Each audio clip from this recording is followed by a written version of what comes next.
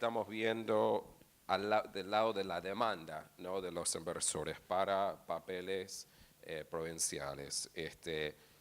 Esto ha sido un año, creo que hemos visto a lo mejor una demanda reprimida, ¿no? Por toda la situación de Argentina. Hemos visto emisiones este año de las provincias en particular, este año, el año anterior, con mucha demanda de los inversores. Se espera que se mantenga ese interés. ¿Qué estamos viendo del lado de la demanda, ¿no, Juan? A ver, nosotros un poco del lado de la demanda lo que estamos viendo es un cambio post-elecciones. Ujú. Y en dos dimensiones distintas. De un lado, el cambio que generó la elección obviamente eh, puso todavía más énfasis en la Argentina y puso a Argentina todavía más en el foco, con lo cual la demanda lógicamente aumentó.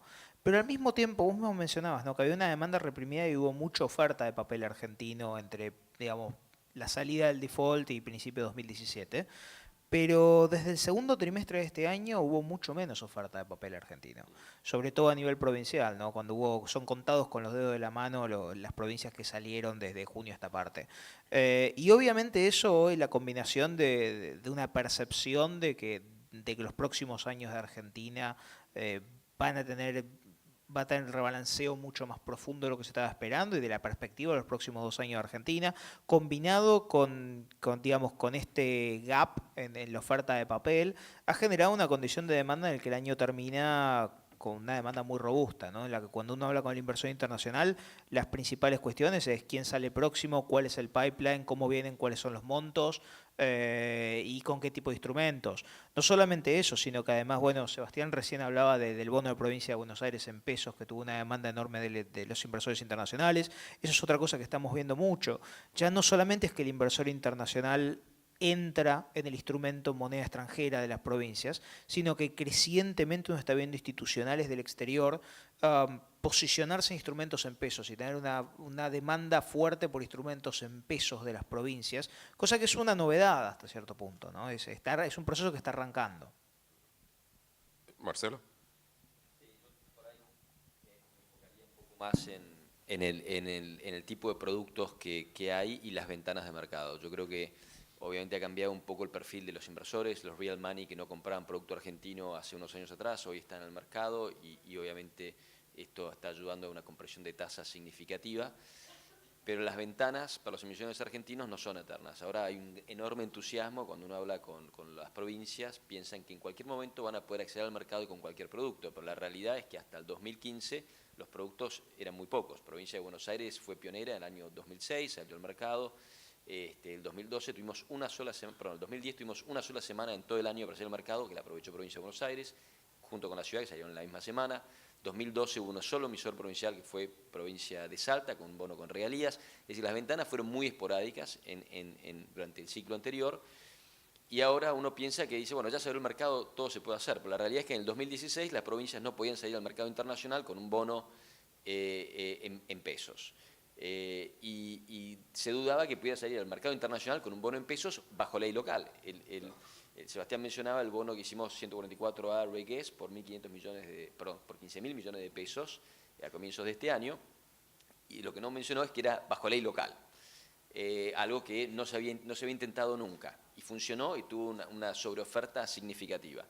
Pero la realidad es que las provincias que han intentado salir en pesos en los últimos meses han optado por no hacerlo porque el costo era demasiado alto y con un buen criterio de prudencia fiscal optaron por no endeudarse a tasas tan altas. Es decir, uno diría, bueno, la ventana en pesos entonces está media cerrada en este momento, puede abrirse en el futuro. Y ahí creo que lo importante es, uno ve provincias como Provincia de Buenos Aires, que tiene un equipo sumamente profesional, que viene hace muchísimos años, y están listos para salir en cualquier momento. La Provincia de Buenos Aires puede decir, la semana que viene salgo al mercado y la semana que viene sale al mercado. Muy pocas provincias tienen la capacidad de hacer eso. Mendoza, cuando salió con el bono en pesos, lo hizo realmente muy rápido. Chaco es otra provincia que también tiene un equipo muy profesional trabajando y tiene la documentación lista para salir cuando quiere, pero no es el caso de todo el mundo. Y después están los factores externos. Los que hacemos mercado de capitales hace muchos años, nos acordamos que en el año 95 vino el tequila en diciembre del 94 y el mercado se cerró para Argentina por muchos meses. Y después tuvimos una crisis en el 97 y nos volvió a pasar lo mismo. Es decir, tenemos que asumir que hoy tenemos una bonanza y las provincias han estado muy activas, pero hay que estar listo cuando uno tiene un programa financiero para salir durante el año, a salir en el mejor momento posible y asumir que pueden haber episodios internacionales que pueden afectar esto. El misil de Corea de ayer obviamente es un signo de alerta. Si llegara a ocurrir algo en Corea puede tener un impacto global y ya lo que nos preocupa, lo bueno de Argentina es que ahora te preocupa más el impacto global que el nuestro. Estamos tranquilos de lo que pasa acá adentro, pero afuera pueden pasar cosas que nos pueden afectar. Dale, perdón, Sebastián. Sí. No, solamente para complementar, por supuesto hay factores de oferta, factores de demanda en el mercado y la eventual preocupación por un exceso de oferta de papeles tiene que ver con qué está pasando con la oferta y con la demanda. Del lado de la demanda, bueno, ustedes son los especialistas, están siguiendo en forma permanente, creo que hay que mirar siempre con atención la posibilidad de aparición de riesgos potenciales en el mercado internacional y estar preparados. Sí, me parece que lo que se ha visto en el último año y medio, nosotros venimos de un 2015 que fue la etapa de flujos brutos a las economías emergentes de menor nivel desde 1990, eso representó apenas el 1.6% del producto consolidado de las economías emergentes y los flujos de capitales netos de hecho fueron negativos por primera vez en 35 años. Esta situación en 2016 y 2017 se revirtió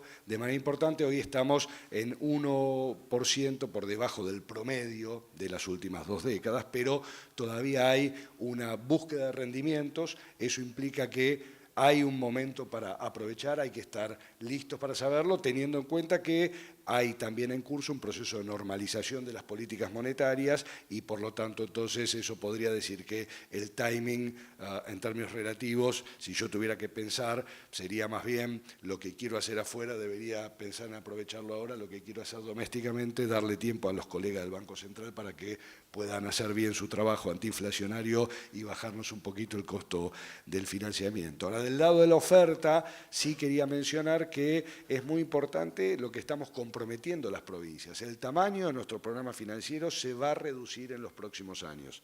Y se va a reducir esencialmente porque estamos todos convergiendo a situaciones fiscales más equilibradas. Nosotros proyectamos una situación financiera equilibrada hacia 2020 y esto implica que en realidad las necesidades de financiamiento van a estar más asociadas con la renovación de vencimientos, con la amortización de capital, pero del lado de la oferta, en la medida que nos comprometamos a hacer las tareas que estamos obligados y que queremos hacer, también estamos ayudando a suavizar potenciales desequilibrios entre oferta y demanda en el mercado.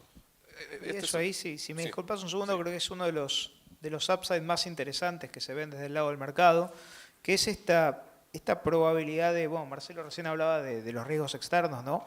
Pero cuando uno ve, los spreads de Argentina tienen la potencialidad de comprimir, entonces uno tiene el riesgo de un lado de lo que es la tasa base, de cómo se mueve en función del mercado externo, pero el otro está la potencialidad de los spreads, que a medida que se vayan cumpliendo los compromisos fiscales que se adoptaron y a medida que se vaya terminando de normalizar, y sobre todo a medida que el Banco Central vaya teniendo éxito en la baja de la tasa de inflación y la política monetaria de Argentina se normalice. No es solo la internacional la que se tiene que normalizar, es la doméstica la que se tiene que normalizar.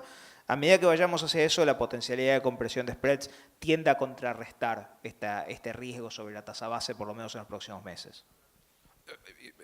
Yo quería seguir con el tema de demanda y también incorporando un elemento de innovación al respecto de los productos, ¿no? Obviamente, yo creo que el año que viene vamos a ver más corporates, ¿no?, argentinos saliendo al mercado. ¿Qué significa para las provincias que están pensando a salir al mercado? Y si eso implica, si vamos a tener un mayor supply, si las provincias tienen que ser un poco más creativos con sus productos el año que viene. Me gustaría escuchar, es una pregunta para todos, ¿no? A ver si alguien tiene una opinión al respecto.